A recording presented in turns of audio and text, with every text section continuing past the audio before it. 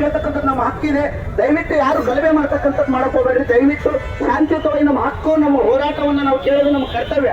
ಸಂವಿಧಾನದ ವಿಧಿಯಲ್ಲೇ ಬರೆದಿದೆ, ಪ್ರತಿಯೊಬ್ಬರಿಗೆ ಹೋರಾಟ ಮಾಡಲಿಕ್ಕೆ ಅವಕಾಶ ಇದೆ. ಆದ್ರೆ ಇವತ್ತು ನನಗೆ ರಿಯಲಿ ಬಹಳ ನೋವಾಗಲಿ ಅಂತ ಹೇಳಿದ್ರೆ, ಸಿದ್ದರಾಮಯ್ಯ ಅವರ ಸರ್ಕಾರ ಸರ್, ಇದೇ ಸರ್ಕಾರ 2013ರಿಂದ 2018 ಆಗಿರ್ತಕ್ಕಂಥ ಕಾರ್ಯಕ್ರಮಗಳನ್ನು ನಾವು ನೋಡಿದಾಗ ಬಹುಶಃ ಯಾವ ಮುಖ್ಯಮಂತ್ರಿಗಳ ಇತಿಹಾಸದಲ್ಲಿ ಮಾಡ್ಲಿಕ್ಕಿಲ್ಲ ಅಷ್ಟು ಕಾರ್ಯಕ್ರಮವನ್ನು ಮಾಡಿದ್ದಾರೆ.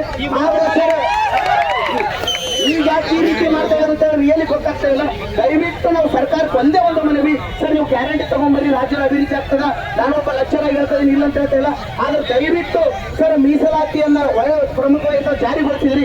ಶೀಘ್ರದಲ್ಲೇ ಸರ್ ಬಹಳಷ್ಟು ವಿದ್ಯಾರ್ಥಿಗಳಲ್ಲಿ PSI ಇದ್ದಾರೆ ಸರ್, PSI ಆಸ್ಪಿರೆಂಟ್ಸ್ ಇದ್ದಾರೆ, ಬಹಳಷ್ಟು ಜನ ಖಾತೆ ಹಾಕೋಬೇಕಂತ ಕನಸು ಕಂಡಿದ್ದಾರೆ. ಇವತ್ತು ಆ ಕನಸು ರೋಡಲ್ಲಿ ಕೂತಿರೋದು ನೋಡಿಬಿಟ್ರೆ ನಿಜವಾಗ್ಲೂ ಸರ್ಕಾರ ಸರ್ ಹೊಟ್ಟೆ ಉರಿಲೇಬೇಕು.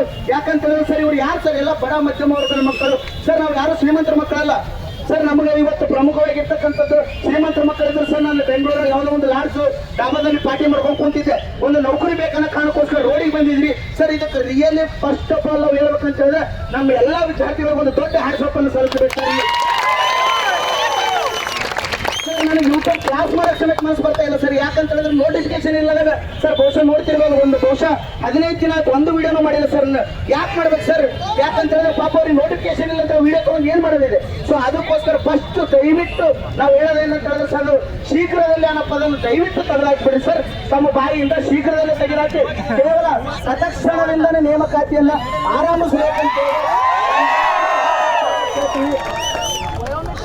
ಆದಷ್ಟು ಈ ಮೂಲಕ ರಾಜ್ಯ ಸರ್ಕಾರಕ್ಕೆ ತಿಳಿಸುವುದೇ